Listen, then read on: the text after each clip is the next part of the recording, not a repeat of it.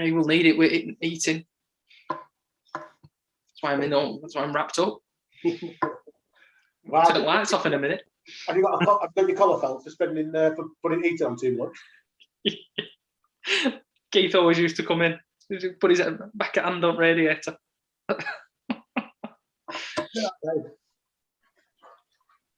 They'll be all right. They've just been on holiday, haven't they, Stan and Keith? Yeah. Lanzarote for a week, yeah. It'll have to be a big sun to burn them bodies, won't it? On the side. How to clear the beach in 5 minutes, eh? Jesus. How's the ankle, Sharpie? Better than it was before. Beware of those cobbled streets. Yeah. Sharpie, walk me through it. I mean, no pun intended. Basically, I was just right hungry. So instead of going to sandwich shop, I just went to Chippy instead. So walking out Chippy, and I wish it was a good. I wish it were a good story. So I was just walking that cobble street, and then I just fell over myself, and I just heard that, and then I couldn't walk. And then you couldn't walk, right? Well, how did you get home, Sharpie? You are? How did you get home? How did I get home? My mum picked me up. Fair enough. Makes you wonder how Victorians got on, Sharpie, doesn't it? Yes and no. Fair enough. I once went over. You think that bad, Sharpie? I once went over on my ankle at Todd Bay an hour before a second team game, right? And you know when you where changing rooms are, and then there's that little drive. Yeah. Well, there's like a little embankment, isn't there? Yeah. Well, we were piss balling around in dressing room as we all do. Came out today, and I had my back to the pitch, and I was probably telling someone where to go or whatever, having laughed, and I was going backwards down that embankment, and it was a little bit more steeper than what I thought, and I fell over and tumbled down. I went over on my ankle, and I was supposed to be on my bat, and I ended up having to bat 11. Oh, rough. Well, it works. I got raped done off Stan, and I'm a grown bloke. I'm in my mid-20s, and I got a proper finger wagging bollocking off both of them. Mm-hmm. Wait, what here?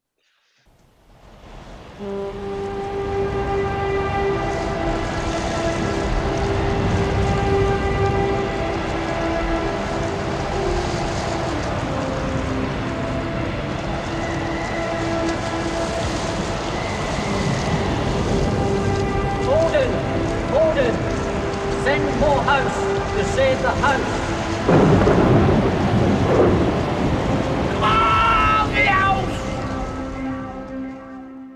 Hello and welcome to the Housecast, Lowerhouse's official podcast. We have an excellent episode for you this evening with some different guests and some slightly different topic than usual. We also have a new co-host on tonight who will be presenting lots of episodes in the future as well. And that's Gav Shields. How are you, Gav? I'm okay, thank you, Joe. Nice to see you. Good. Have you been busy? Yeah, same old. Cracking. Going up turf, having a few pints with lads, keeping out of mischief, you know how it is. Yeah, I always make reference to this when you say you've been on the turf, of your half-time think tank episodes with Stan. Well, we've got as far now as of him understanding what formations are, how many players each team have, and what colour Burnley playing. So we're getting there. It's going to be a long way, but we'll get there, pal. Yeah, steady progress. Yeah, absolutely. Yeah. Baby steps. Yeah. I think we call it. Shape of the ball next week. I think he's got it off his jumper, I think. And tonight's episode, we're going to be discussing the APP, which is the Advanced Performance Programme at the Cricket Club, which essentially picks the best players at the club with an idea of moving them, fast-tracking them into the first team where possible. And we've got 4 players tonight from the APP who we're going to have a chat with and discuss all things APP. So I'll introduce them all now. First, we've got George Durkin. How are you, George?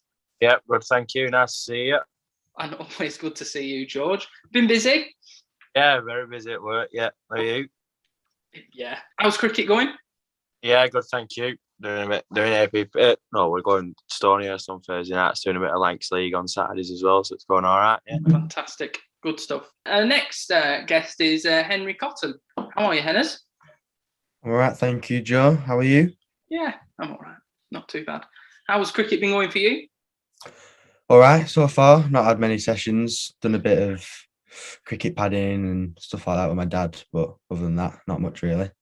It's fair enough. It's far too cold to be doing anything like that, I think. Yeah. But nearly the season, so we'll see. Joe Sharpe is our next guest. How are you, Sharpie? Yeah, I'm all right, Joe. I'm all right. Good. Excellent. What have you been up to? Like as George said, just Stonehurst on Thursdays, a bit of Lancs League on the Saturday. Excellent. Good stuff. Keeping you busy, so that's cracking. And our final guest is Tom Yorke-Robinson. How are you, Tom? Not bad, thanks. You all right? Yeah, I'm very good, thank you.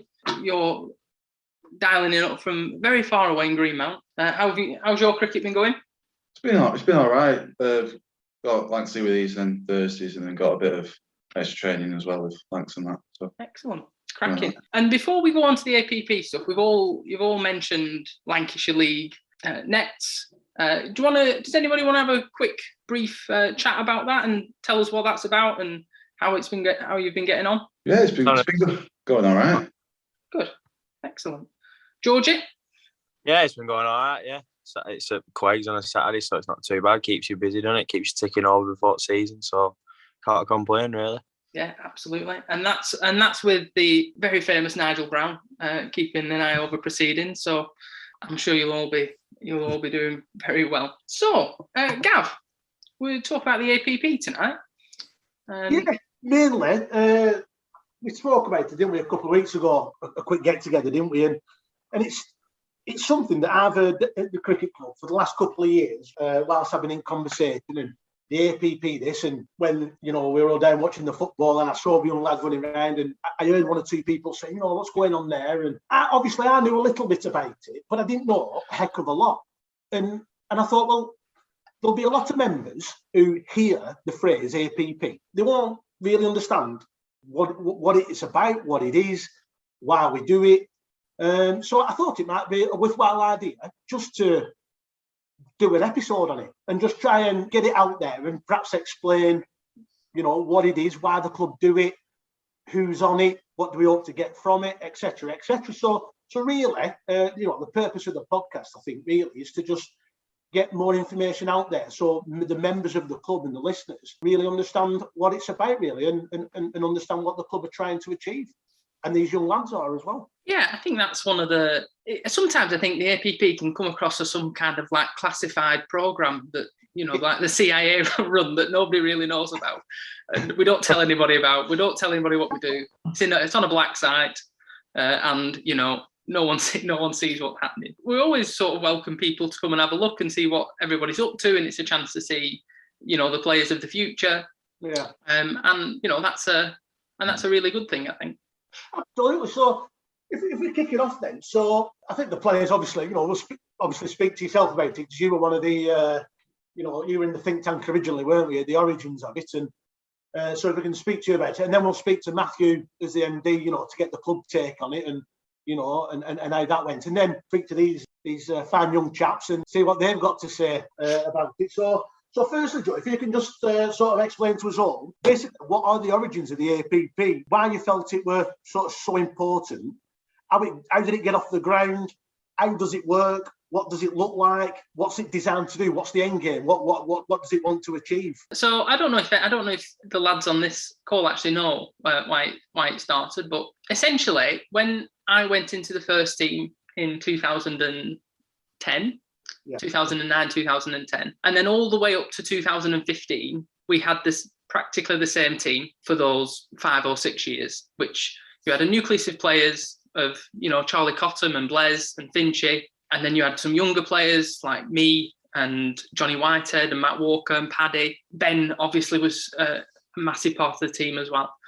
And then when he got to 2015, it was the first time that we'd sort of experienced any players leaving. Hawkey left, and he was a massive part of that team as well.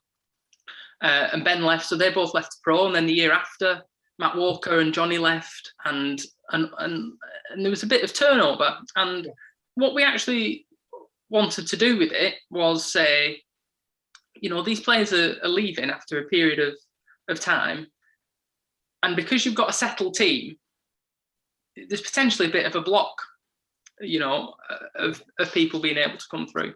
So it was the kind of idea to come up with a kind of programme to help what we saw as the best young cricketers at the club as a kind of way into the first team. So from a coaching point of view, how could we fast track their progress so then they still loved playing cricket, but they had a route into the first team, which all these players do on this call. So we designed that. It took about a year and a half to design the full programme and then get funding from the club. And essentially we try and make it as kind of professional as possible.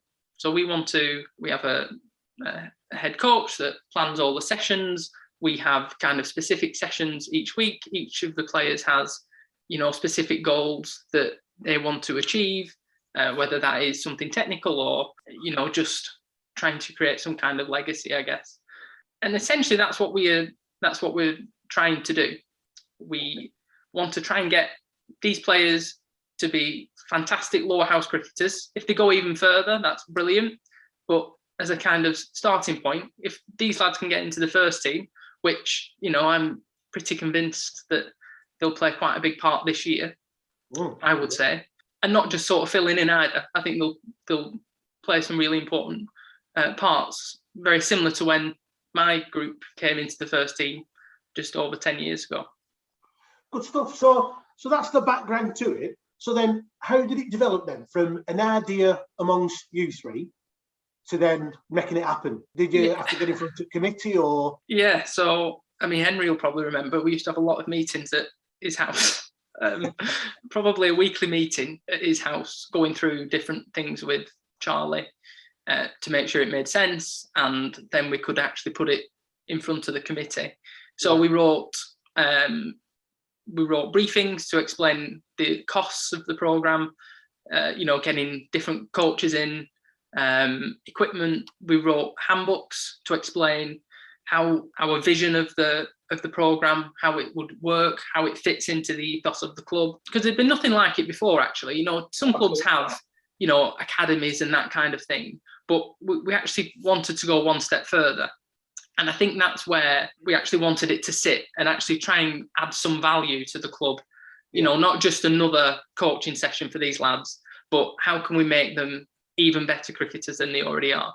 So it was quite a lengthy process, a lot of writing, a lot of kind of thinking, and then coming up with a reasonable proposal that was achievable, but also ambitious enough as well, that it would get the best out of it. Right, so talk us through the famous meeting then. So in the club I saw it, and you will end up in front of the bait crowd here, or? Yeah, so we actually got in front of the committee.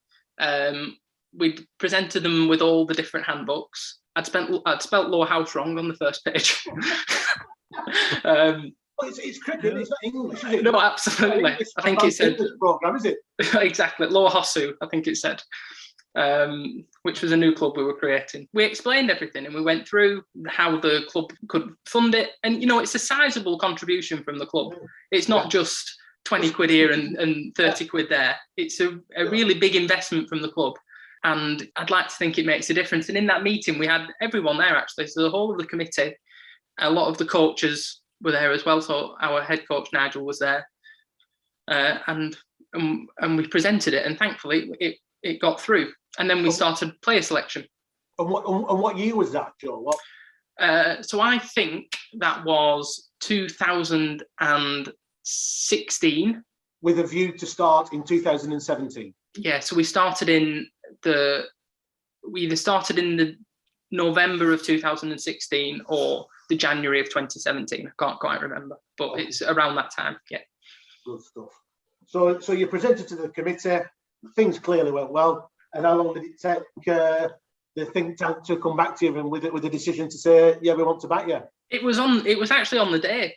So we went through the whole process. And actually, do you know, the biggest, one of the kind of best things that we heard from it was not, that this was a really well thought out program, which it is, and it's getting the best out of all the different, getting the best out of these young players. But it was that they said they really wished that David Wren had been able to see it. Absolutely. And that actually meant more to us, I think, than any amount of money that they would back it with. Absolutely. And I echo that completely. So how many players were selected for the first intake in 2017? We wanted it to be really kind of specific and selective, actually, rather than specific. But after initial discussions with Stan, who wanted about 30 players on it, we got it down to about 12, I think, from memory, which is a sort of manageable number. And our first session was at Spirit of Sport. Okay. I can remember the session now. We did batting against spin, moving our feet, using different shots to sweep the ball. We did some diving catching and some fielding that Charlie ran. And that was the first iteration of the APP, and as it built from there. Brilliant. Okay, so thanks for that, Joe. So we've heard now from Joe Martin as to the origins of the APP, how it came about and presented it to the committee. So if we can just bring Matthew Stansfield in now, obviously the MD of the club. Thanks for joining us, Matthew. No problem, Gavin. Always a pleasure. Absolutely. Have you been all right? Yeah, keeping well. Just getting ready for the season now. Absolutely. Getting closer every day. Absolutely, mate. Absolutely. So, as you know, tonight's episode's all about the APP, the Advanced Performance Programme. Got the young lads on, to talk to them and to talk to Joe about it. So, Joe's given us a very quick sort of explanation there and a bit of a story as to how it came about. And now I'm just really interested to get your take on it because obviously the group present to you and the committee. Now, we're an amateur club, and I don't need to tell you that every pound is precious. So what I'm asking from you really is to explain what made it so important to you guys that you felt that you just had to support it and that it was a good idea. Well, it's a good question, Gavin. So obviously the thing that the club's been built on probably for the last 15 maybe 18 years has been the youth section of the club and bringing players through. So the the tail end of our playing careers, we started to get a lot of junior players coming into the teams, and there was an influx of players of varying standards. Some of them that very good, some of them that have gone on to achieve great things in the club and in the Lancashire League. So to the tail end of our careers, Gav, had the likes of Ben, Orkey, Paddy, who were starting to make waves in the teams that we played in, and obviously then progressed into the first team. We then had in 2011, or the year of 2011, what you would class as the sort of golden generation of that youth setup. So like Man United have, effectively our class of '92 was the group that came through in 2011, and they created a fantastic first team that for a few years, until things got broken up a little bit by people going pro in and people taking other opportunities, but they dominated the league. And then I suppose you could argue that we've remained successful in the period since. We've had Lancashire Cups, we've had Worsley Cups and things like that. But obviously when this was presented to us, the idea was that we had to try and take the best of our youth section and give them that little bit of an extra push. So give them more of an insight into what it would be like if they got into a first class academy. But equally, if they weren't going to make it to that level, ultimately, give them a better grounding in being the very best that they can be at league cricket. And we put a lot of money into junior cricket, and it just felt right that we focus a little bit on trying to harness the very best of the talent. So we deal with all the inclusion and we deal with getting kids involved in participation, but maybe we'll just spend a few pounds trying to harness the very best and give our very best the opportunity. And it's great today to see that, I think this morning or yesterday morning, Liberty's flown out to Dubai with Lancashire, and she was obviously one of the first people that came into the APP setup.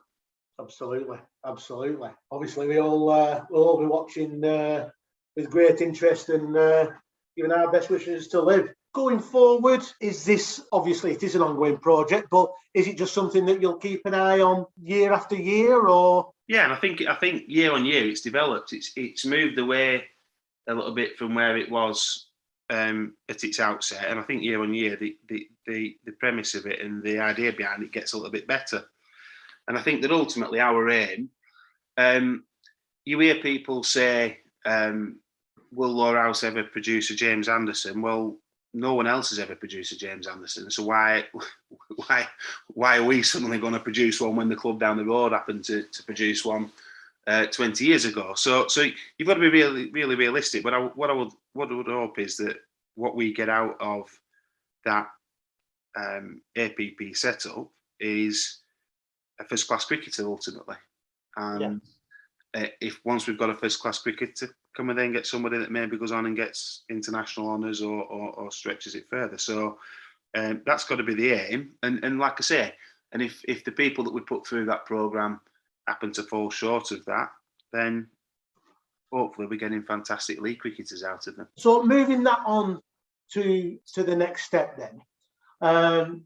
As a club, obviously, as we mentioned earlier, every pound is precious. Are you and the committee setting targets for the APP where you expect to see results, i.e., you want to see a certain amount of first team cricketers who have come through the APP scheme to judge that as a success? Otherwise, it could be argued, what are we spending that money for? Is that is that a fair question, or? Yeah, it's a fair question. I think it will be harsh of us to set specific targets and specific sort of expectations. And the reason why I say that is because amateur cricket is, by its very nature, or can be by its very nature, a little bit transient, and people move around and people move on, don't they? Yeah.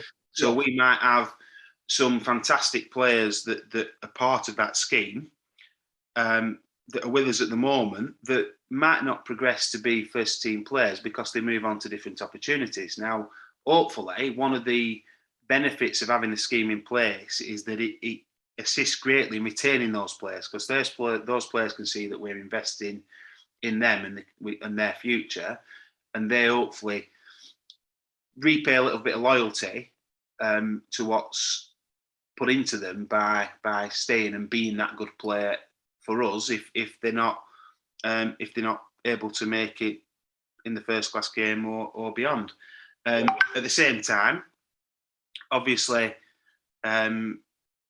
it would be remiss for me to say that we don't have to make sure that we are getting returns on what we're spending, and I think that we will expect ultimately to see results, but I don't think we'll set specific measures. So I think there's going to be opportunities this year in the first team for some of the lads. We saw Sharpe played towards the back end of last year. Henri and Tom were in about it at various different stages of the season, weren't they? George was sort of in it the previous season, but just didn't quite hit his straps last year, but then finished very strongly in the second team, which was great to see, and hopefully takes that through into the first team, into the second team, and then on into the first team this year. So I think the answer to your question is, Gav, we have expectations of it, but we don't set specific targets of it because I think it would be unfair to do so. Yeah, no, and that's fair enough, Matthew. I'm just trying to think of questions that the fellow members and listeners would have, really. Joe, have you got any thoughts on that? Any separate thoughts on that? Or as obviously being, one of the founder members of the APP, I was wondering if you've got any thoughts on that. Yeah, well, I think that Stan is right, actually, in saying that there is a lot of moves within amateur cricket. But one of the key points from the initial plan was actually that we want these cricketers to create some kind of legacy. actually. So if you look at the players in the first team now, such as Blaise and Charlie, Ben and Finchy, people like that, they have a legacy at this cricket club and in the league. People know who they are, and people don't remember what people have done at various clubs, but they remember if they scored 10,000 runs at one club or taken 500 wickets, or they performed particularly well in a Worsley Cup final, or they contributed to a league. And actually, that's what I think is the important thing. And it's easy for me to say that, actually, only ever playing at one club and having no interest of playing anywhere else. But at amateur level, surely that's what this is about, I would say. Can you create some kind of legacy for your cricket club to make it better than it was than when you started? It's an interesting point, that, because if I say to you the name Keith Roscoe, you immediately think Rottenstall Cricket Club, don't you? But Keith started out at Bakel, spent his formative years there before moving to Rottenstall. Did a little bit of proing in between as well, I think, didn't he, at some point? But you would immediately think, and Rottenstall Cricket Club, because his legacy has been that of all the wickets he's taken, he's probably taken 90% plus of them for one club, hasn't he? Les has scored 100% of his runs for one club, hasn't he? Absolutely. And even looking around other guys in the league as well. Thanks for answering that. Absolutely fantastic. So firstly, gents, we'll just go through and get a little bit of info from you, if that's all right. So, how did you all get involved in cricket? What are your first memories? Mine was on a family holiday in Portugal. Me and my dad were watching another family play cricket. The guy's son actually played for Essex, so me and my dad thought we'd join in. Excellent. We're just having a bit of fun, and then this lad said, "Oh, your lad looks like he's got a decent eye for it." And Henri and a couple of other mates are down at Lowerhouse. Anyway, and then as soon as I got back, I went down to my first training session and never looked back since, really. Really? So how old would you have been then, George? 9 or 10, I think. Excellent. Yeah, so... And he was taller than me then, as well. Everyone's taller than you, George. What about the rest of you? Sharpe, what about you, pal? I remember when I was about 7 playing cricket in someone else's back garden. I told my mum and dad when I came back that I actually really enjoyed it, so I wanted to join. And obviously, when I was 7 or 8, joined Lowerhouse on my first training session, and just carried on playing through Lowerhouse. It took me here, so. Henri, I think we know you, don't we? But go on. Yeah, I must have been 3 or 4, and you can probably tell me where we were, but it was me, you, and my dad, Gav, playing cricket in some kind of like back street in, I can't remember what country it was, but I just remember loving it. And then my dad that I want to start up at Lowerhouse, because obviously I was down there every week because he was captain and everything like that.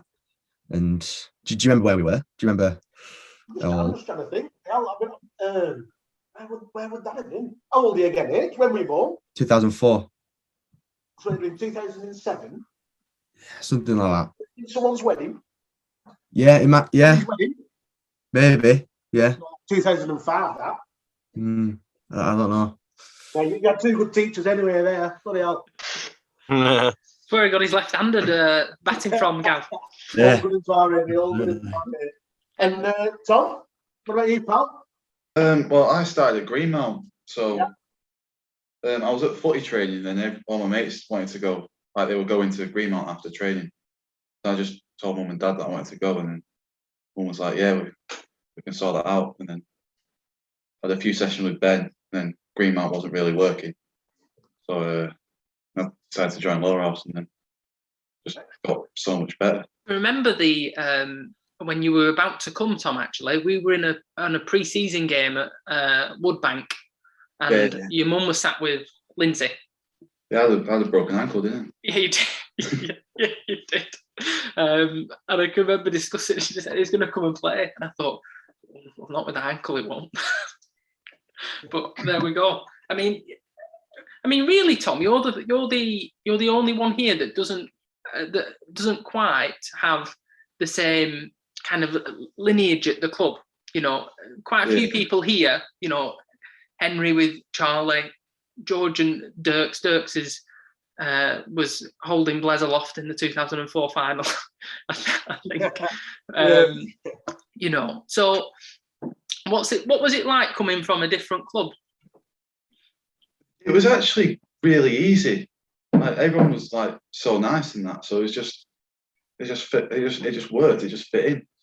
So moving specifically on to the APP program, lads. Got a couple of questions here, really. But what I want sort of the listeners to sort of get an understanding of is, so we've heard Joe explain the origins of it and how it came about and what they wanted to get it. But in this bit, really, I want to try and get at the lads who are doing it. So what your experiences are of being on it. So firstly, if I could ask the group, do you feel as though your game has improved by being on the APP? If so, what parts of your game have improved? And have you seen any results in games, perhaps? Or is it a bit too soon for that? I don't know. Yeah, it's massively improved. Like the game scenarios and then the actual training session is tougher than normal training. It's like more specific to you. So right. Is it a more of a one-on-one? Yeah, it's a more like specific to you than like the whole group is. Right. Okay. Yeah, I can agree. Yeah, I can agree with that. I think that bringing all the different coaches in that they did as well, that all specialise in different things, helped people out who were interested in learning those different things that they were teaching, if that kind of makes sense. What about you, Sharpe and H? What about you? What do you enjoy about being on the APP? What benefits has it meant to your games? Well, yeah, it's extra training, isn't it? So obviously that's not going to do any harm to your game. It's going to enhance it, and it's definitely like made my batting miles better than it was before. Because I don't think I was very good at cricket before, and then joining the APP's actually just made me a miles better player in general.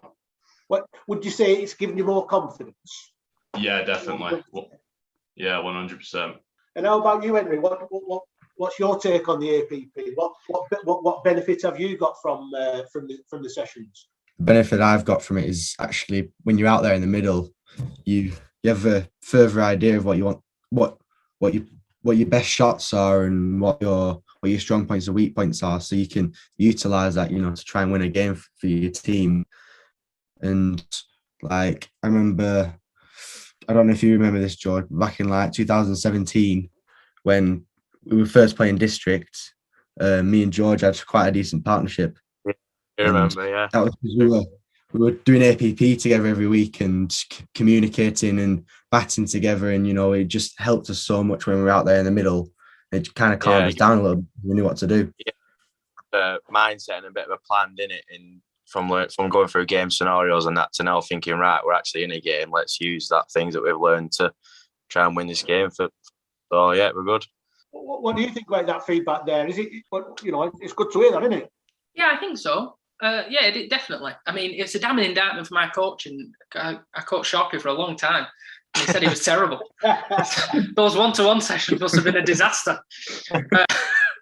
But no, I think the thing with us is obviously it's always I really enjoy watching these guys play cricket, and when they enjoy it, that's one of the other things.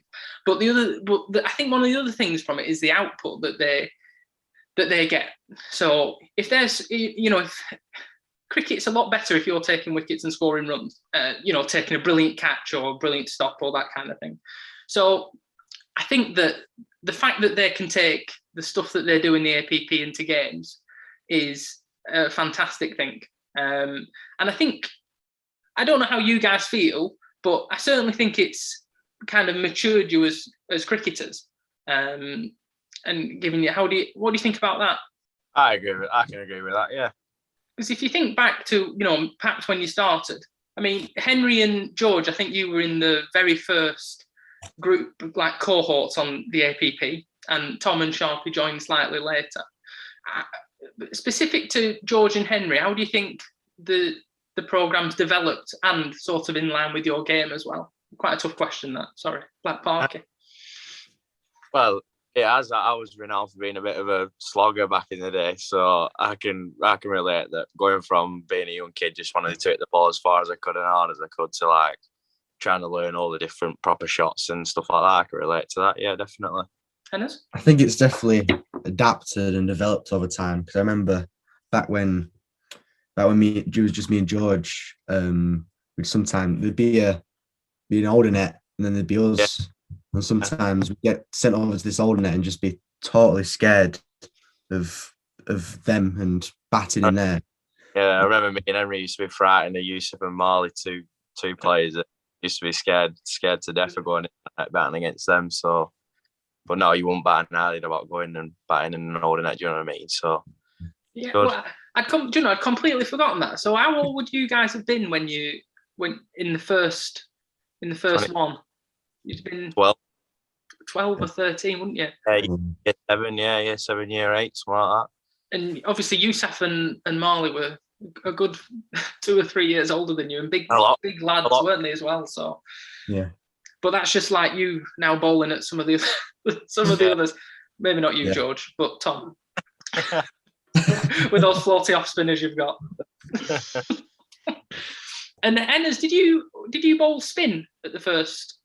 Or were you bowling spin then, or were you bowling medium pace? Yeah, I think it was just after me, George, and Sharpe went to a Gary Keedy masterclass spinning thing, and I think there was a lot of us that went there, and we all turned into spin bowlers because of that. And I think it was just after that the APP was made. Yeah. I think you're right. And I think that's a really interesting point, that actually, you've got you and George now who are spinners, and you've got Sharpe, who was formerly a spinner. Yeah. Now now just a batter, Joe. I won't really class me as a bowler or an all-rounder, really. I don't know, Sharpe. After watching on Thursday night, I think you've taken on like an enforcer-style role with the number of bouncers you were bowling at people. Unintentionally. And obviously, Tom, you're a medium-pace bowler. So I think for me, Gav will probably touch on it a little bit later, but you guys have already spoken about it. Is the kind of specific sessions that are sort of aligned to your games. If the fact that some of you are batters, some of you bowl spin, some of you are all rounders. How do you think that fits in with your preparation and training? Just getting all the different kinds of people that you're going to come up against is just key to scoring many runs in any cricket. If you get used to, like, say spin, I struggled against Henri to start with, but then it's got easier because you face them more. Oh, harsh. Learning the scenarios as well. So what you do at training, and taking it into a game, and when you know that you're in that scenario, you think, right, I've learned this in training, I can try and put it into what I'm doing now in the middle. So that's a great point, that, George, because I was going to bring that up, because there's a few times when I've been down at the club and the seconds have been at home, and me and Marcus will be lapping, and we have said a few times how noticeable it is how every young lad who's batting seems to have a plan, and that might sound really obvious, but believe you me, it isn't. It isn't very common, isn't that? And what I mean by that is, there might be a change of bowling, and spinner might come on, and straight away, you guys have a plan. You have a game plan as to how you're going to deal with that, and that never used to be the case. I mean, when I was your age and I was playing at second 11, that just wasn't the case at all. You really had to learn on the job. So it's really noticeable, and people just walking around the ground can see that. And obviously, your parents that watch you every week, they'll have noticed a great improvement as well. But I just wanted to piggyback up back at George's point there, because it is noticeable, how equipped you are to deal with, certain circumstances. And it's not going to work every time, because you're young lads and we're amateurs at the end of the day, and they're allowed to bowl well. But at least you've got a plan of how you want to combat it, and you've got a bit of confidence, and that's what it's all about, isn't it? we're getting to indoor nets have started, and before we know it, the friendlies will be coming round. And I don't know about you, like, you used to hate friendlies, but although you used to potentially go to some different new grounds and tea room might be yes. So that were always good. That were always good. But more importantly, what are your sort of goals for the season? You know, what are your plans for the season? What are your hopes for the season? Or do you not set them? You know, because either way is fine. You know, so if you want to just let us know what your hopes and goals and aspirations are for the season. I'd like to improve the more runs than I scored last year. I didn't have a very good year last year, second to be honest. I scored some decent runs at thirds and fourths, but to try and score a lot more runs in twos and maybe play for a couple of games in first team as well and try my best to get into that. So that'll be mine. That'll be my goal this year. Excellent, George. What are you, Tom? I need to score runs for twos. It wasn't a great season, but yeah, just twos and then hopefully play a lot of first team games. So, yeah. Okay. What about you, Paul?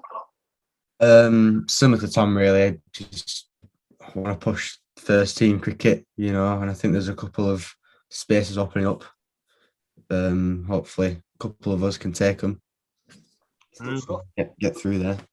Good stuff. And while I'm talking to you, would it Italy when we went to Beneducci's wedding when we were playing cricket? I think that was a bit late. We're a bit late. I think I was already playing cricket there. It might have been Santorini with Blez and Lindsay's, potentially. That had been 2010. Blez and Lindsay's wedding. I struggle to remember what I did yesterday.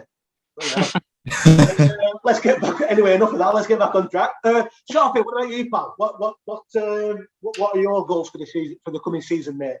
Similar to the rest of the lads, obviously kick on and progress into that first team, but also stop getting out in the 80s and 70s and actually kick on and get an 100. Excellent. So Not a bad problem to have, that, Sharpe. Keep getting out in the 70s. That's a bad problem to have, mate. I mean, when I get in the 70s and 80s, obviously, because I've never get 100, do I? So no, fair play. And one question I wanted to ask you all as well, because obviously you've all got experience of the APP programme, and as Joe's touched on, some have been on it right from the inception. Have you got any sort of ideas on how it could be improved, perhaps? You know, is there anything that you think it'd be good if we could do this? More sessions. More sessions. Mine would probably be trying to, instead of like, nets are good obviously to get practicing, but try and get some practice out on the middle, because in wickets are completely different to what they are in the nets, and it's just good to try and just get used to that really, and just get yourself accustomed to the conditions really. That's a great shout. Yeah, that's a great shout. I agree with that 100%, to be honest. Yeah, I agree with that. We did a couple of training games towards the back end of the season last year out in the middle, and they were really enjoyable. And obviously, it's a lot more realistic to what you'd be batting out in middle to rather than the nets, if that makes sense. So I can agree with that. Yeah, and I would imagine, Tom, just to ask you about that, is you know, sort of the main bowler, if you will, out of the group, the bowler. It must be difficult to bowl and, you know, work on specific things in the nets because your run up isn't there, and whereas it's a completely different feel out in the middle, isn't it? But does that make any difference to you, or? Well, you can still work on things, but it's a lot different on the pitch. Like you might bowl a certain length in the nets, which is carrying through, but then you go out onto the pitch, it just sits up and you can hit it everywhere. Bang. Yeah, absolutely. Yeah. There's more practice in it. Get out in the middle. Absolutely. Well, let's give. We'll have to get on to Eton, Joe. He don't do it anyway, does he? He'll have a spare hour. He can do that. He don't do it a lot, does he? Do you know? I think one of the things for you guys this year, obviously, I'm at every session, and I kind of see what you're up to. I think one of the things for you guys this year is volume, actually. So the number of, all within reason to make sure you're not injured or anything like that, but the number of balls you bowl, the number of throwdowns or hits that you have, the number of catches you take, the number of stops you do, during the week, I think if that can increase it even more again, I think you'll be in a really good position. And I have no bearing on selection or anything like that. I'm one of the least important people at the club. But, I really do see an opportunity for you guys this year in the first team. Obviously, I was extremely sad that Johnny left. He's one of my best friends. But at the same time, I was when they said it at the meeting that he was going, I was also really excited because it gives one of you guys a chance to come in and have a proper go. And if you can grasp that and take that chance, you'll be in that team for a good amount of time, I think. Also as well, Joe, selection is just not only open to the guys on the APP programme. Absolutely not. Selection, that's the beauty of the game, isn't it? It's open to anybody in that 11. If anybody sets off the season and scores runs just because they're not on the APP programme, that's pretty much irrelevant. Your currency is runs and wickets, isn't it? Yeah, absolutely. So to anybody listening to this who might not be on the APP programme, don't worry about that. And just because you're not at this moment in time doesn't mean that you might not be in the future, or that there isn't a pathway into moving up the pyramid into higher teams, because everybody, develops at different speeds and at ages, especially at cricket. Definitely. So I think that's a really important thing to mention. But yeah, it's been great to hear from you chaps, and I think you spoke very well. It's been great to hear. I have a couple more questions. Some are around the APP, and others about some of the stuff that you did in the first team last year, or did with the first team. So the first one from me is everybody when they play cricket has some really difficult times and tough moments, when either you're not scoring runs or you're not taking wickets, or in my case, you're dropping lots of catches. How do you think the APP helps in those kind of situations? Because sometimes you just need to take a step away, whereas other times you want to keep working on it and keep getting better. So how do you think the APP helps in those moments? I think that it's more of a mental battle, really, sometimes more than technique or anything like that. Like sometimes when you're struggling, it's giving yourself the confidence to go out there and make a change, where APP, you kind of have them talks from you and Paddy and Francois, encouraging us and giving us motivation, kind of to just give us that little bit of a boost and making us feel better about it. I think I was struggling a bit last year, so I think just to take a break and do a session, do an APP session and give you a bit of confidence back and tell you that you are doing all right and it will come soon. And I think that helps, yeah, definitely. So there, you're sort of saying that the APP, you feel, is giving you sort of a tool set to be able to go out and achieve what you want to achieve. Yeah, definitely. Yeah, I think that, yeah. I mean, you said, Tom, about you wanted to score more runs in the twos this year, I guess. How do you think you're gonna do that? I guess without giving anything away. If anybody else is listening. It's just the mindset of like when I don't have a good start, it's just like, I need a run, I need this, I need that. But really, it just needs to stay in, and then the runs will eventually come. So yeah, I mean, because you're quite famous at the club, right, for sort of scoring some very big runs. You've had double hundreds and hundreds at your age group level cricket, and you're in your Lancashire setup now. How do you think you can transfer those kinds of performance? I'm not saying you need to be scoring double hundreds every week in the second team, but how do you? It would be absolutely marvellous if you could. But how do you think you can translate those across? How do you think you can get that to, that kind of consistency, I guess? It's the mental side. Like when juniors, I know I can do it. I know it's like I've proven it, so it's just there. But then seniors, I've not really like proven that I can consistently do anything. So I think if I get a few 50s or whatever, then I can really push on with it. I think what probably my second to last question actually is, so this one's for Sharpe. Obviously you came into the second team late last year, but then you had an incredible run of performances. How? Absolutely. And again, I don't want to say, there's no kind, everything that you've sort of achieved is on you. It's about how you react to certain situations, isn't it? But how do you think the APP helped you? Again, I'm not saying that it's all on the APP. And how do you think you're gonna rock up this year? How do you think you don't want to feel all the pressure? That's the thing, to think that you need to score the same runs again. Although again, it would be nice. Yeah, going back to what Henri said earlier, it's identifying your strengths and weaknesses. So I was trying to make my weaknesses not a liability as such. So trying to determine what I was actually good at and trying to use them more in games than actually putting myself in pressurized situations and fall back what I'm good at. So creating a bit of a safety net and foundation of realizing that I've done this in training before certainly helped. So yeah, that's a good answer. That's a great answer. Yeah. I don't think I'd give that answer at your age, mate. To be honest, absolutely fair play to you. That's but that's the good thing about the APP, isn't it? You're going through all these scenarios at training, so that when you experience them in a game, it's not the first time you've come across it. I was just going to say, like the scenario stuff, it just makes you used to what it's going to be like in the middle, if that makes sense. It gives you almost the preparation to know that if you do come in that situation, you know how to deal with it properly. You know what I mean? So, well, that's brilliant.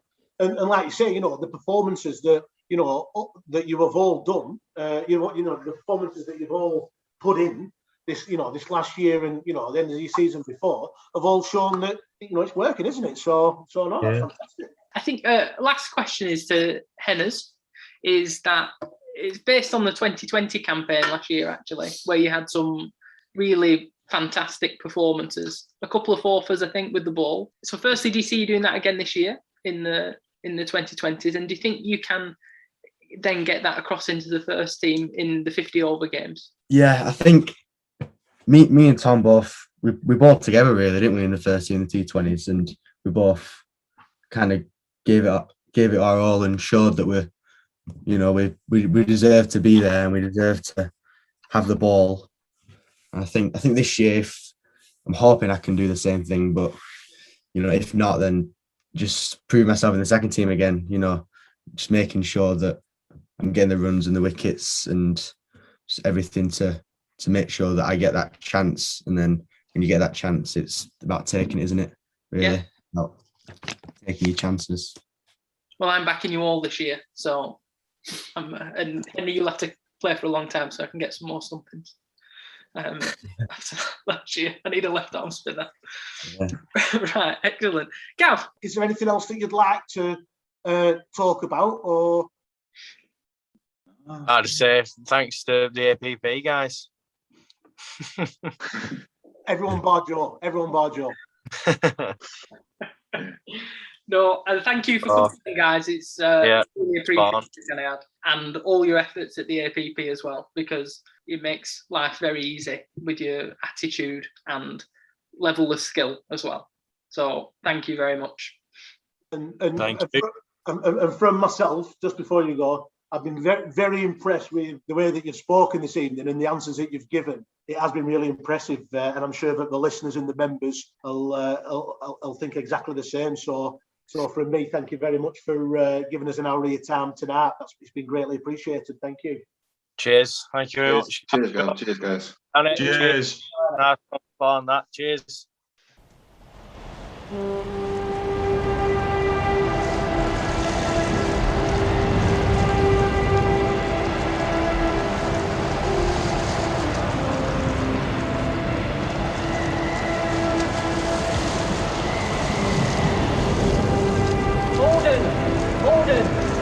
Send Morehouse to save the house.